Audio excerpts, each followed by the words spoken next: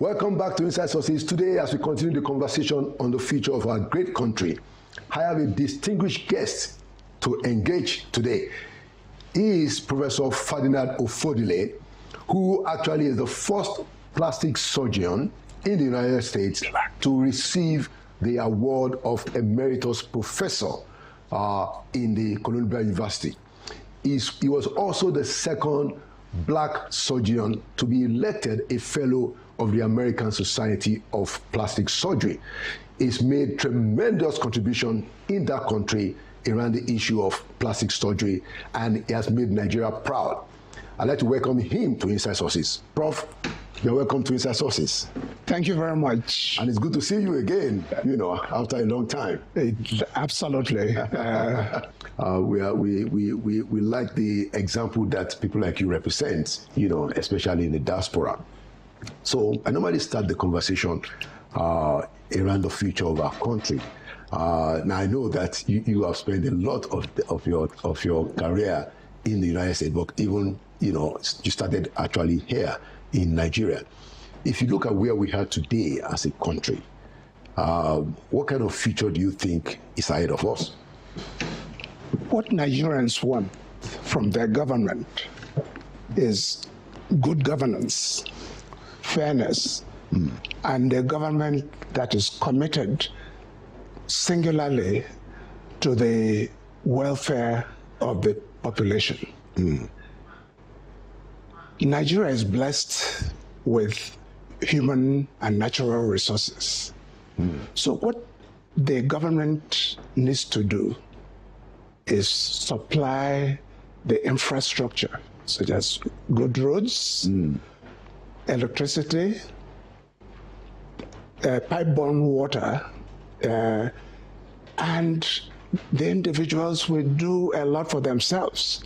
The individuals will soar, Nigerians will soar, and if they soar, the country soars. True.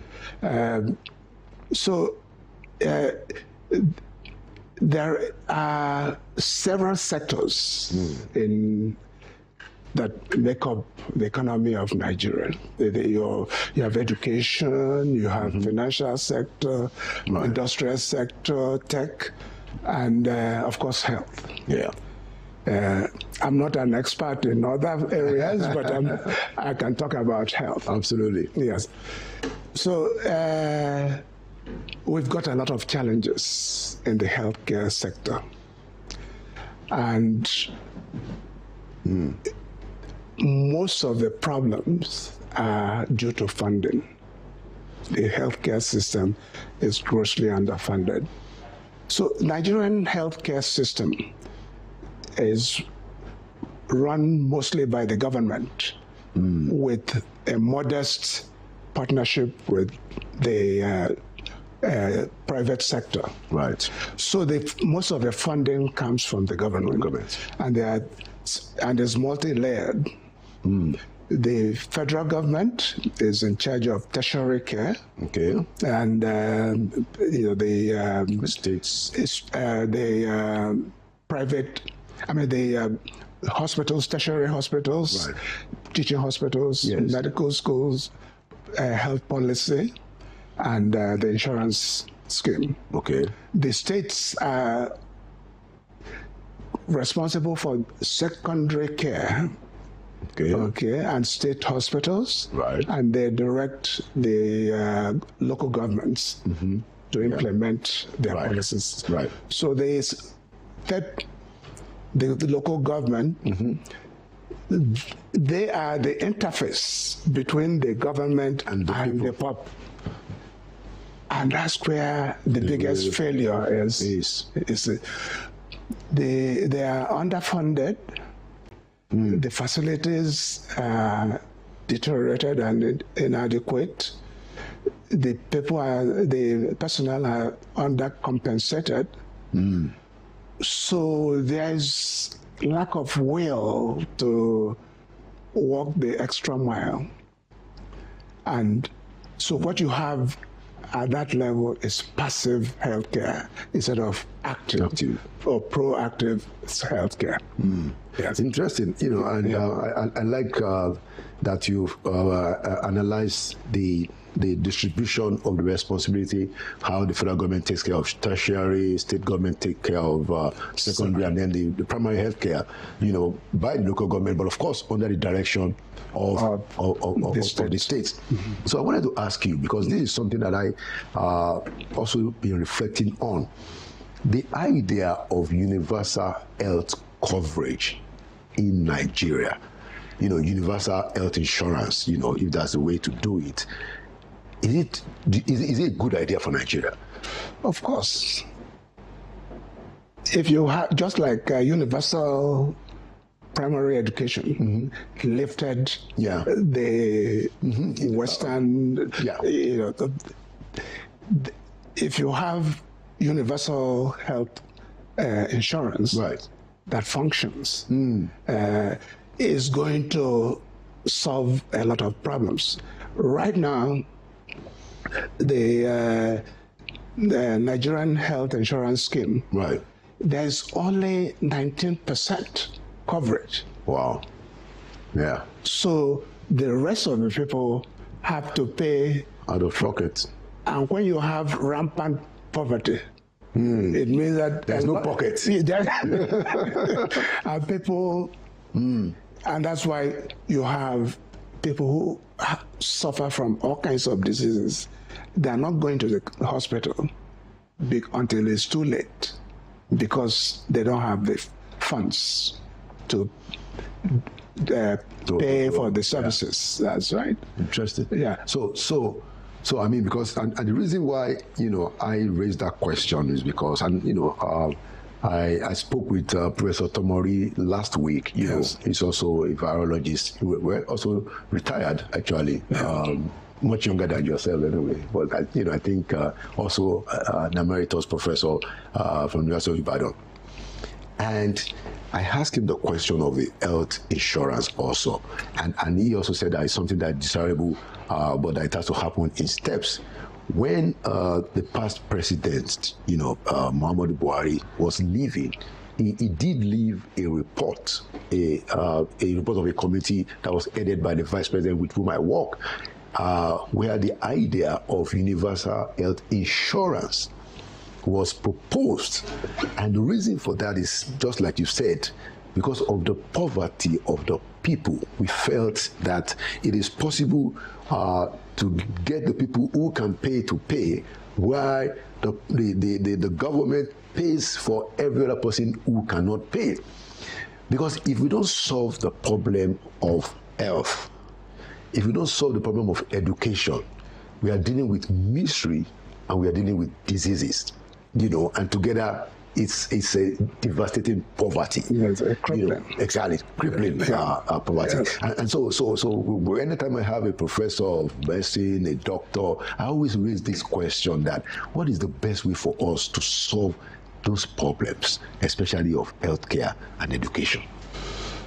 Well, the first order of things is to spend more on healthcare.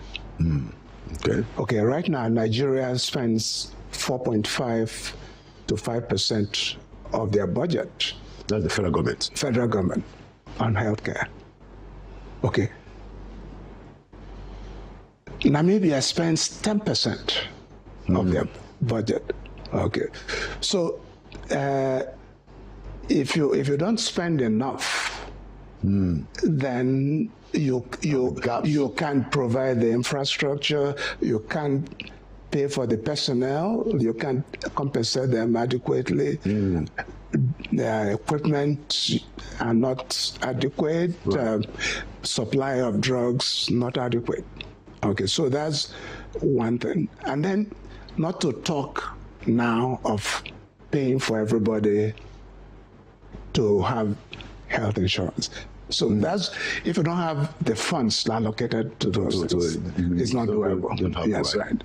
So until we are ready to devote the funds that are necessary, things are going to be just touch and go. Interesting. Yeah. So that reminds me, about what you guys were able to do in Nobi. Yes. Can you tell us a bit more about that? Okay. So what? And Nobi is in Anambra State, by the way. Yes, Nobi is in Anambra State. When we know that the government can take care of everything. Right. Okay. So it's upon us now as individuals who have the capability Right.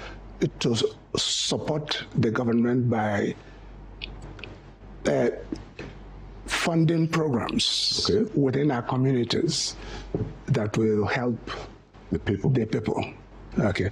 So in Nobi, we in 2015, right. I wrote an abstract transforming healthcare in the rural area, stroke tripartite partnership, that's including the diaspora, the local community, and the government. The government. Yeah. Okay. So right now, as opposed to, let's say, 50, 60 years ago, you have an educated group of people in most rural communities.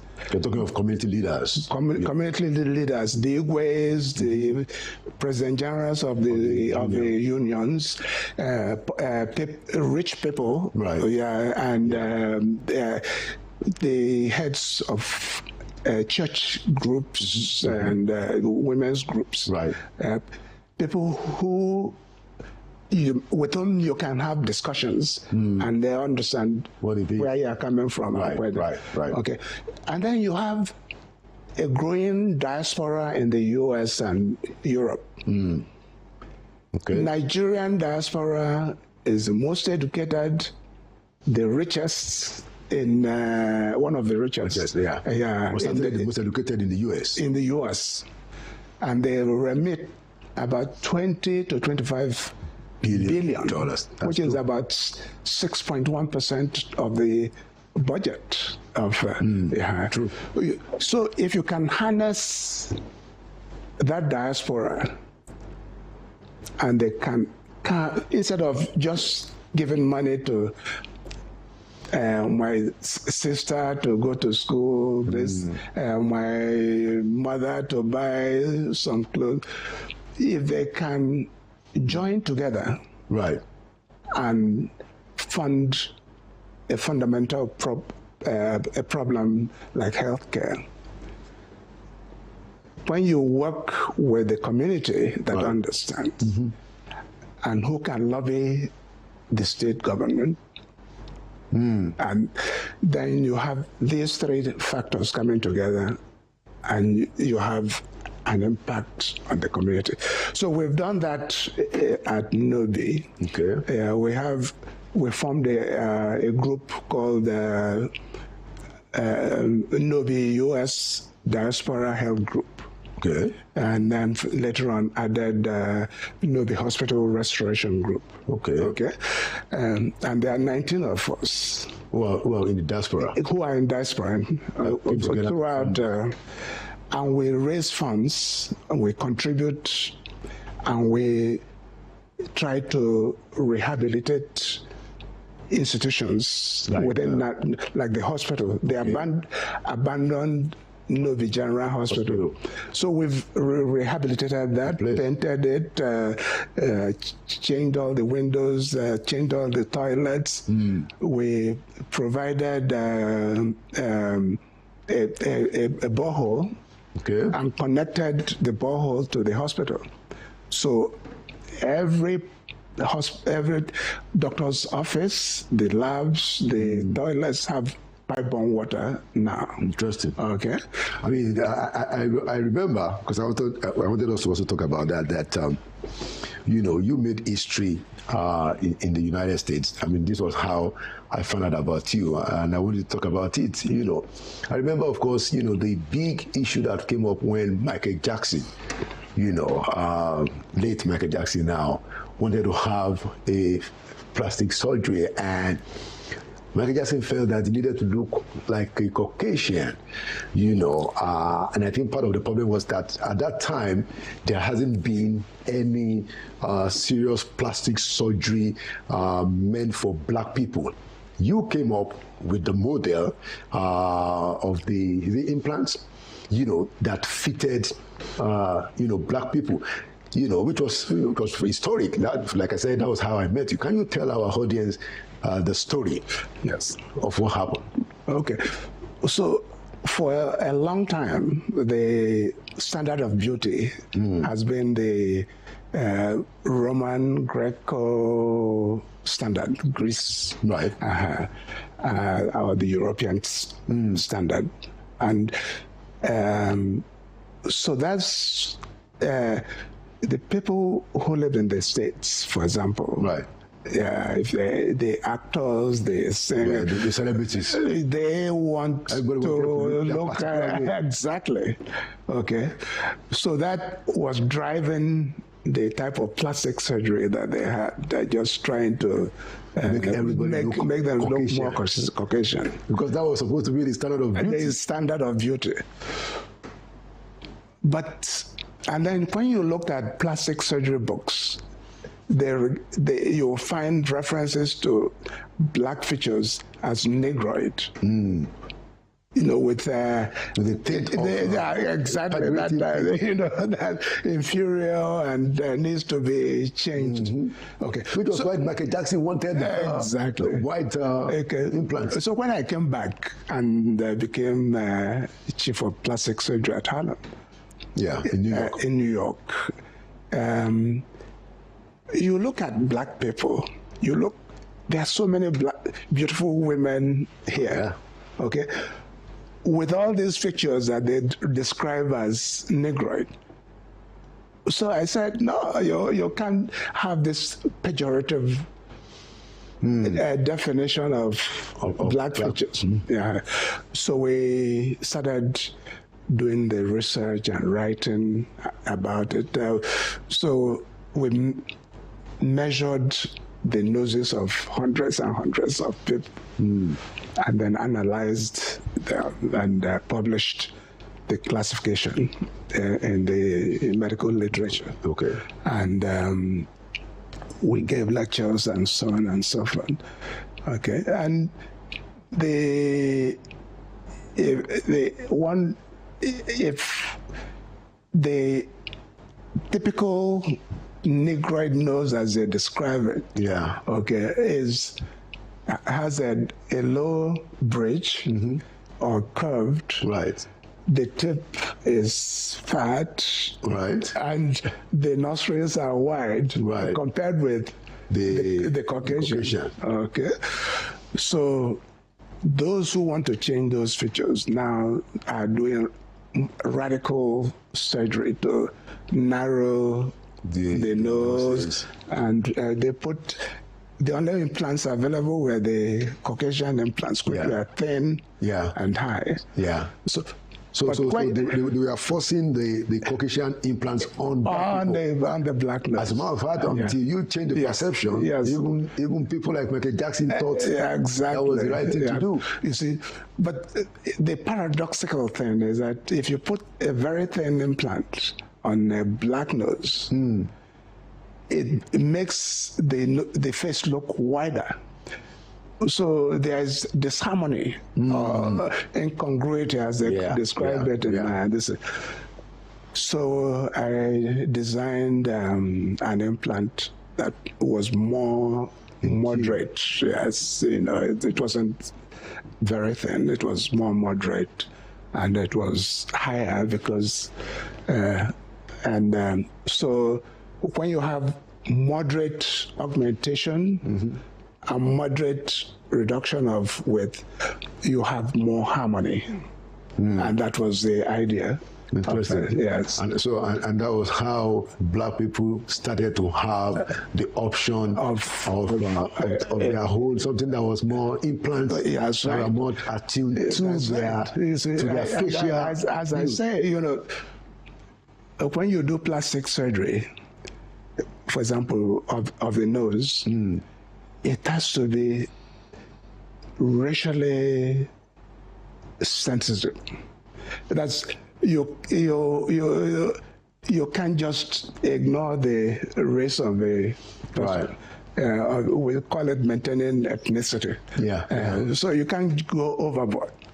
And it has some racial sensitivity in what you do. Interesting, interesting. And you know, I saw that you just wrote a book, Changing Perception and Changing Lives. And reading through it, you know, I saw how it is that the society has received those implants. Can you tell us, you know, so when after you made you developed those implants, you know, how was it received by the American society, especially the black community? Well, after the studies appeared in the literature, right.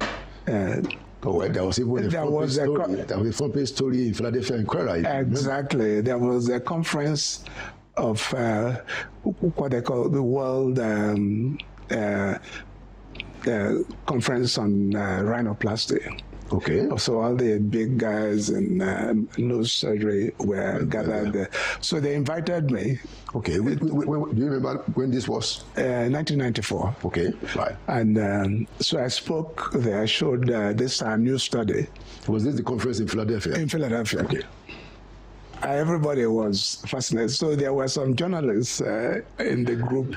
Yeah. Yeah. After the conference, the next one in Philadelphia Inquirer carried it on their first page. Yeah, I saw that with your photo. And the ABC 6 o'clock the TV station carried it during their during their night program. So it was well received, and I presented it all over the world. Interesting. Yeah. Interesting. Thank you so much for all that you represent among the diaspora in the United States, and you know, your services here. I want you, as a final question, to advise the presidency on one issue that you think is most pertinent. You know, if you are to have an audience with him, you know, what will you say to him? The president has a good chance to reverse the morals of poverty and suffering that we have in the country. And if he governs as the president of all the people, and is fair to everybody, both those who voted for him and those who didn't vote for him, I think it will have a great legacy, because it will show people that you don't have to be vindictive because it doesn't do the country any good. Right. But if you govern as the president of everybody, you can solve problems. Yes. That's very true, and I agree with you. Yes. That poverty is one of the real problems that we are dealing with, and you know, I'm sure that they are listening, you know, to your counsel. And thank you so much, you know, for coming to Inside Sources. Thank you for being a shining example. You know, do I know that you are now retired? You know, most people won't believe that you are 83 going on 84. Now you are telling my secret. You know, well, thank you for what you represent. Yes. Thank you for your contributions, and thank you for coming to Inside Sources. Thank you for inviting me. Right. Thank you.